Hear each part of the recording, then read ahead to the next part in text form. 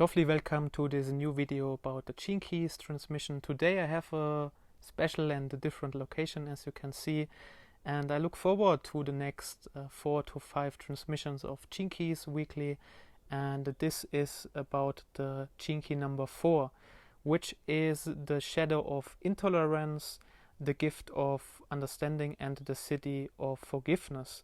This is a really big one because if we are honest to ourselves, in our collective human humanity, kind of like worldwide, we have a lot of intolerance to each other, and there's not yet so much collective understanding. There's a lot of separation going on, not so much union. However, we are on the road to that union more, and to that's what we can see with what happens with Corona, with COVID, and with a lot of different things. If we see it in a pride, in a positive consciousness light, then we can see that there are a lot of movements that move us into union and not only in separation, how also a lot of people want us to believe. So this Gene Key is really about understanding and in the Siddhic forgiveness. So I will always, as always, not write, it has been written by Richard Rudd. I will read from the book and give you contemplation hints from myself, talk about limiting beliefs and how you can let go of the limiting beliefs that are in your life. So it's written here, the programming partner is the 49 Gene Key. I put the details like here, what this is about, and the psychology is the neocortex. This is the analytical brain part we have. The codon ring is the ring of union, and there is the 4th Gene Key, the 7th Gene Key, which is the Siddhi of virtual, I think. The 29, which is devotion. This is the transmission that will come next time, and 59, which is about transparency at the Siddhic level. And let's go right into the shadow, why we are still more collectively in the separation and why we have this intolerance. And this shadow genetically shows us exactly why. It's written here, the folly of use.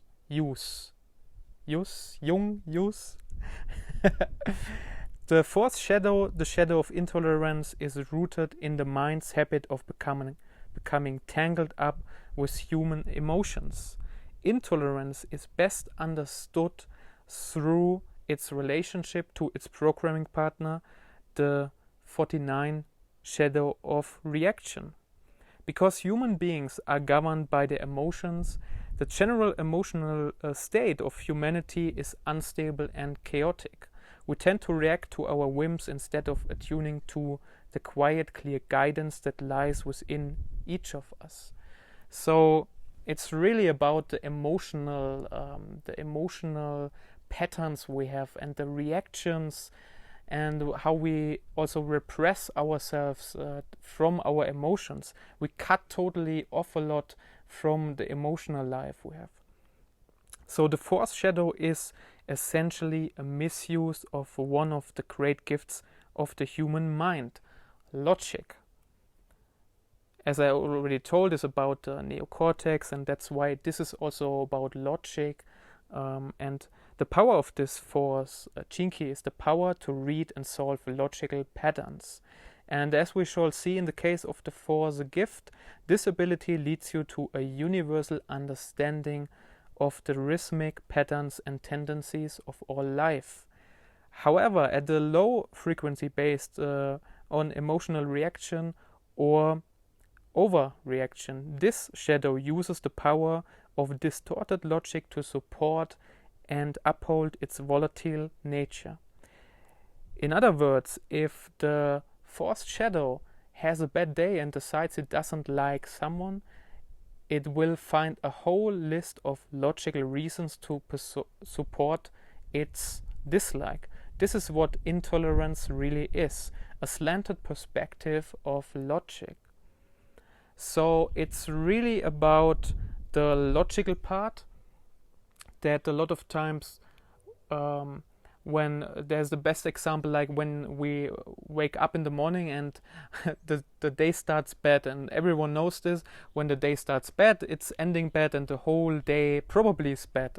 And so we find all of the logical reasons in between the day why the day is now bad or good, and we check all the bad parts, and the bad parts over the day we give a lot more power and energy, and we tell like, look, the day started bad, so this is now, for example, also a small part of something bad happens. Let's say you go to a supermarket and you forgot your wallet, and you say like, ah, shit, look, now I have to go back and get my wallet, and it's not working, and you're frustrated, and you get a lot of these small parts in life, and everything sums up.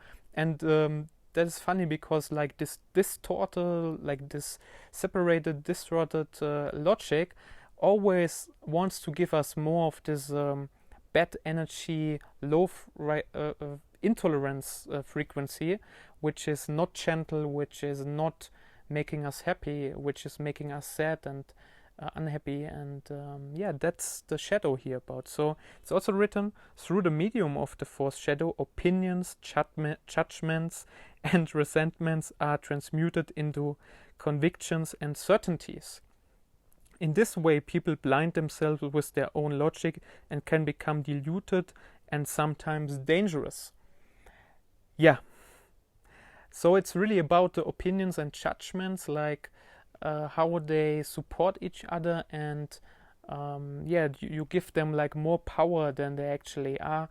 And that's all of the negative beliefs also that convince you that you are less that you actually are, that you somehow need to experience this bad part a lot more than the good parts in your daily life.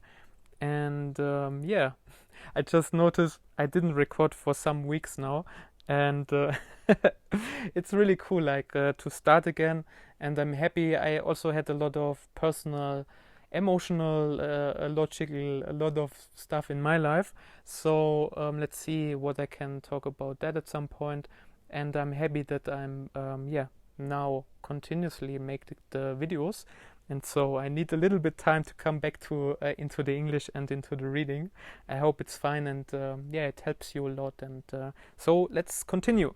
The human logical mind is actually not designed to take sides. The essence of logic is its foundation upon objectivity. But in the hands of fear, objectivity is dying, and logic becomes subjective, even at a collective level. An example is, for example, racism and prejudices, for example. That is something from a collective level that is even subjective and not objective. And it's very interesting, because there are a lot of like this logical separations that come from fear, and all of them have to do with this force Chinky. So even science is rarely truly objective unless it remains open to all counter arguments, which is very important, because when there is a science where they just have this super narrow-minded view, and they don't want to go to another view, it's really not objective, it's subjective. And that's so important to understand. And we are today at the verge of where the subjective science becomes more and more objective. Like there's, for example, Nassim Haramein with his teachings and his scientific approaches, Bruce Lipton, Joe Dispenza, all of them are really checking like on a more objective way. They are open to counter arguments, they open to discuss, and it's really cool like how everything moves forward now. So what's also written about the shadow is the underlying nature of all the shadow states is fear. In the case of the fourth shadow, fear is projected onto others and then reinforced through taking a defense, and sometimes offensive also. Mental positions. So it's really about the mental positions, even a defensive or an offensive. This is how intolerance is created. and it is sometimes extremely subtle. And it's also written, ironically, however, mental assurance cannot make the body feel safe. The body can only feel safe when it's surrounded in the moment without wanting something else. The fourth shadow is endlessly restless in its need to examine patterns and resolve questions. One answer is simply replaced by another question. The role of this gene key is to understand, but understanding cannot come through the mind itself. 3 weeks no videos, and like I really have to focus here. And it's funny when I go deeply into the shadows, there are some shadow parts for sure coming sometimes up for me also, and then I'm just confused and like I forget some language parts, and okay, this happens also to me a lot. I'm a human as you are, and it's just happening. So this is the essence of the fourth shadow's dilemma, and it keeps many people from realizing its gift. So that understanding comes from the body, from the cells, from the level of the physical or physiology, not from the mental and the thoughts and the logical part. So and that is so important to understand. So understanding, as we shall see, only comes when you realize that your mind can never truly understand anything. Before you come to this huge inner realization, you will live your life under the influence of the fourth shadow and its persistence promise that it will one day arrive at an answer that brings you lasting peace. It's all about peace, right? Like we pursue like this peace, at the same time we always have this fight within us, and it's because of the mind always constructs something new. It constructs another separation, and it never ends the questions. So, and this is the useful, the use, I write it here, the young useful folly, because only after much anguish and experience do you come to realize that there are no intellectual answers that bring about such peace. There are like always two natures. One is the repressive, when you internalize, like you put the emotions and everything more into yourself. And this is here apathic, is when the mental dynamism of this fourth gene key is frozen by the unconscious fear of repressive nature. The result is an apathic mind. An apathic mind is a collapsed mind that is no longer bright or intelligent, but has given up on understanding anything and sunk into a kind of mental lethargy. These people believe themselves to be less intelligent than others, when in fact they are really paralyzed by an unconscious fear. So intelligence and all of this is also about fear. When you have, the more fear you have, I can talk from my own experience. When I was younger, I had like 10 years younger, 10 to 20 years, like between 10 and 20, about like that. I had a lot of fears, and that dropped down my intelligence and everything, my memories, a lot. I was really in a lot of burnout feelings, depressions, and all of this. And all of this made me not work in society, not even, I couldn't put a lot of numbers together. I forgot, like I talk, for example, 15755, and 2 seconds later I forgot everything. Like I couldn't even memorize it. And that's what's happening when this unconscious fear is so strong, and you have this repressive nature where you just put the fear kind of in a cage within you, and you put it more and more in, and at some point the bottle is just too full. Then the reactive nature is nitpicking. In the reactive nature, thinking does rule a person's life. The reactive nature projects out its eternal need for answers to questions, and it does so in the belief that these answers will bring them a sense of security. When they discover that this is not so, they become angry and blame someone, often the person or the system that they are supposed would give them all the answers. So it's really the opposite. One is just suppressing the fears, and here it's like you search answers. You go out, search answers, and you ask so many questions, but you don't. It's like the rat race. Like it's like the rat is inside the wheel and like always running, and it's always staying at the same spot. And actually, there's no more everlasting peace. There is no more freedom and abundance. It's just getting worse and worse, and that is like about the reactive nature.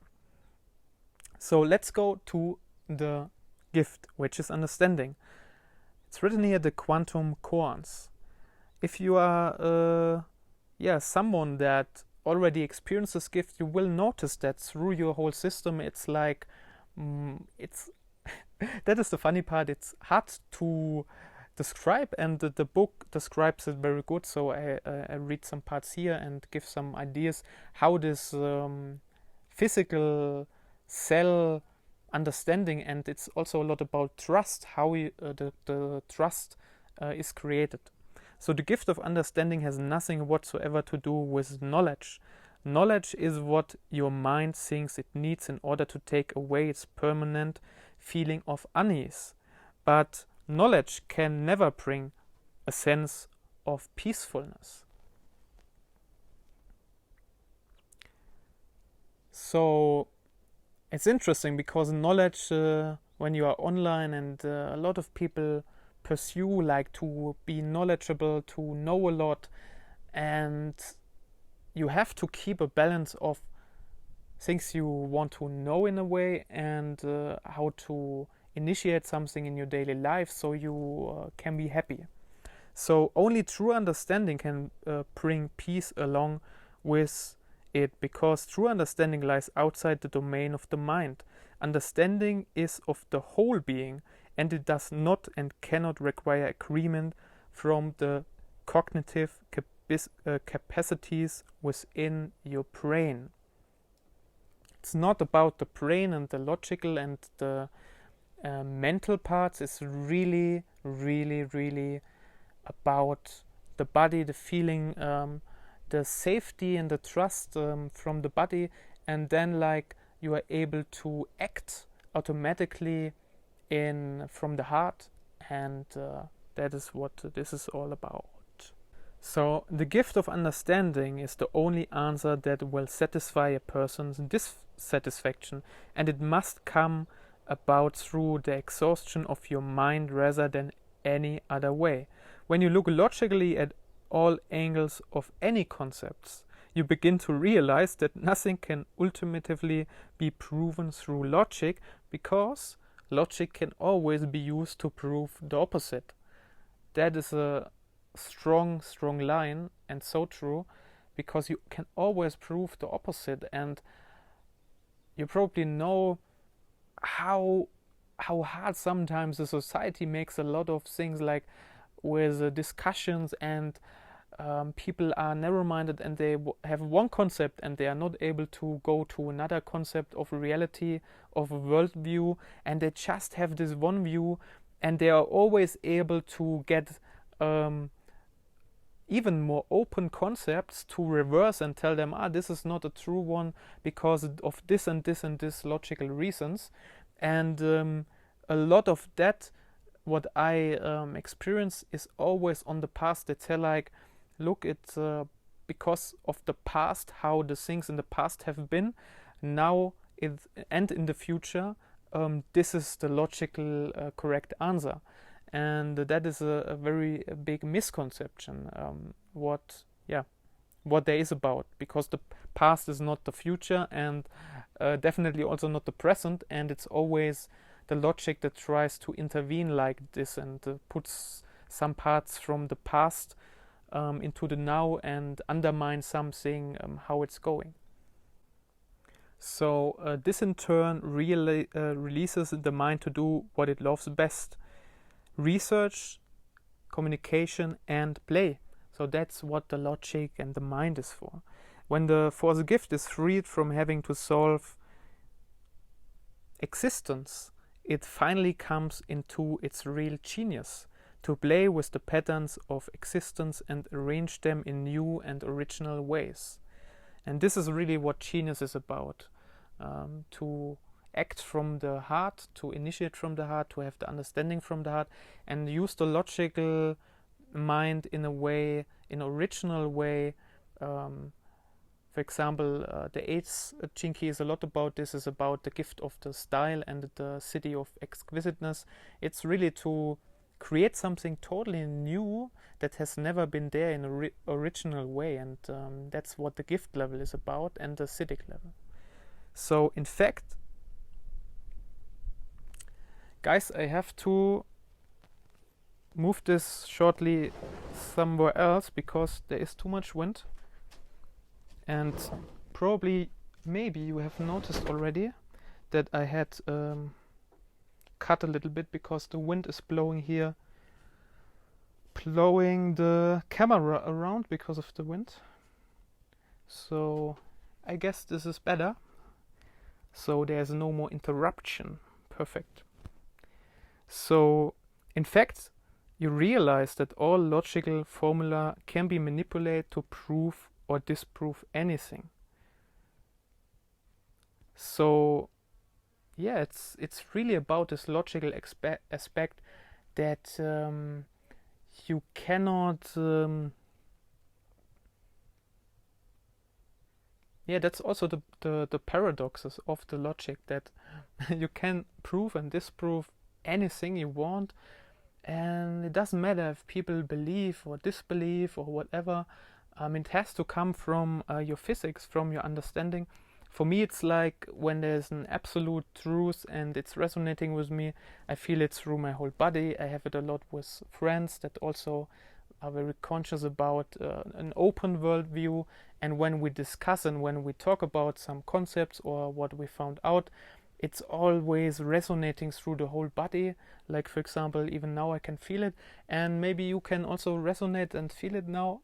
This is true understanding, and that's what this is all about. So the programming partner of the 4th gift is the 49 gift of revolution, and this energy always accompanies true understanding.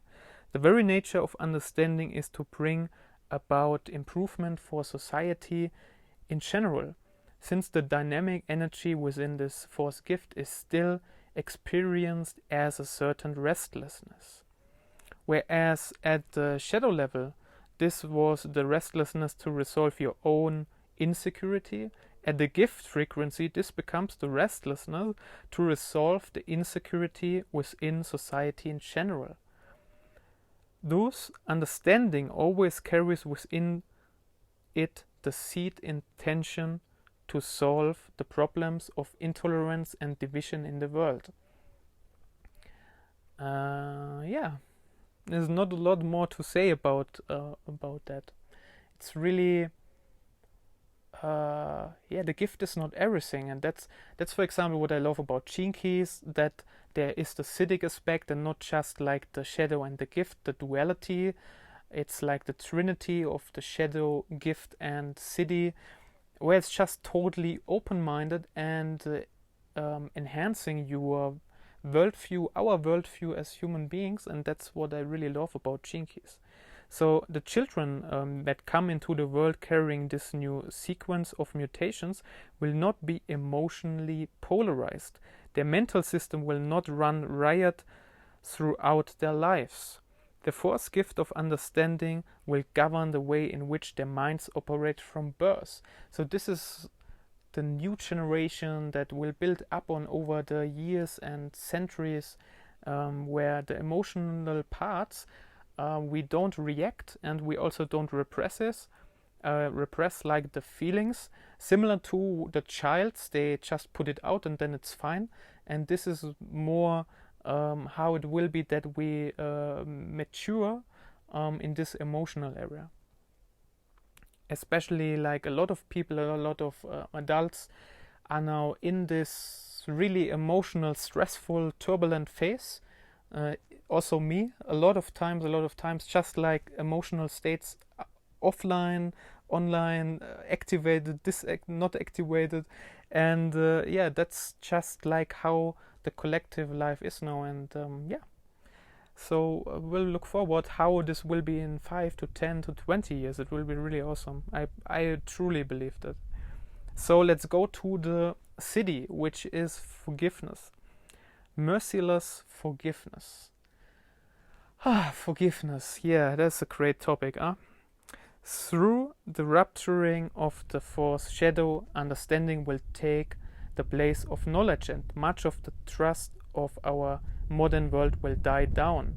We will no longer need to logically make sense of the paradoxes of existence, because our new central of awareness will give us a physical and energetic understanding of existence. What does that mean in a way to understand it? It's kind of like what we learned now from the shadow and the gift, that it's really about the senses more, the physical senses, and it goes to the nuclei, to the atoms, to everything. And it's really insane how deep the sensing can be to experience something in life, especially at this high gift and Siddhic levels. And so once our understanding shows us how connected we all are to each other, we will see for ourselves that selfishness is the most inefficient frequency of all. Selfishness is the 27 Chinki, selfishness, altruism, and selflessness.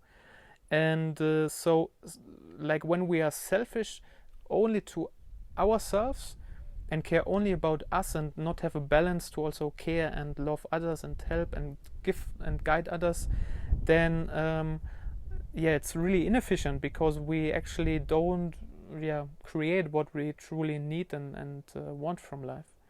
So forgiveness is born out of understanding, but it occurs when a being makes a leap beyond understanding. Forgiveness is a stage further on from social revolution.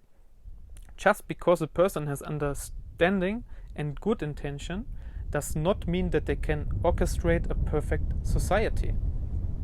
Or even here the wind gets strong. That's the disadvantage when you are in the mountains, on a mountain, and try like the first videos here. I just hope this will work out and the wind goes away soon. I hold now the camera a bit. I hope this is working. No more cuts today. So history has shown that revolutions never change the world. They just change society, and usually only briefly. The highest possibility of the 49 Chinki is the Siddhi of rebirth, and this is the Siddhi that always awakens alongside forgiveness.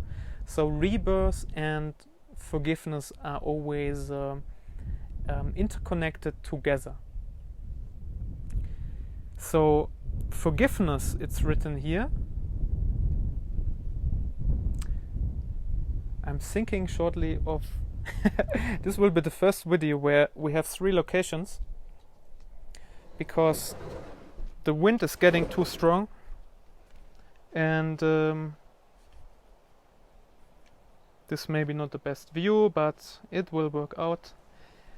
Alright, let's go for the last part. So forgiveness is the thunderbolt that is released when a being attains Christ conscious. Forgiveness is, it's written here again, it was marked. It is like a kind of cosmic warmth that melts the borders and boundaries within the world of form. Forgiveness allows the truth behind all form to be seen. Further than that, it allows one to see through, and those become one with truth. So it's really about the Christ conscious, like the collective global consciousness of humanity, you can say, and that they work together, and that's the Siddhi about.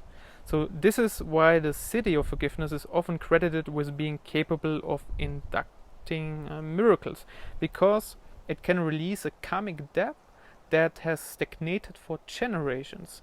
As such depths are released, those in whom they live can move through incredible transmutations.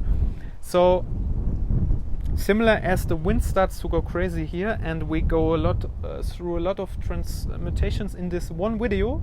One video. I hope I get some less wind and or like better times to make the other videos next. And however, like, you know, nature is always showing a lot of signs. Like at the beginning somehow it was quiet, and now there's more energy around. This is more energetic, and it's a good sign that shows how life and nature in general works, because a lot of times the challenges also start in the gift and the Siddhic level. No idea why, but there's more energy around. It's just like that, and yeah, that's how it is. So it is the final answer to end all questions, and when the first atoms of forgiveness finally travel back to the very beginning of time, as they also already have, the world we know will begin to dissolve. When all is forgiven, then forgiveness itself no longer exists, only truth. True forgiveness is merciless because it returns everything to its source and is a force of pure annihilation. How is that word actually called? Annihilation?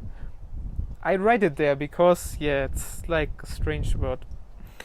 The ultimate goal of forgiveness is in fact to bring an end to the world of form itself, which is, as Richard Rudd, very in a poetic, open way to end this for Chinky.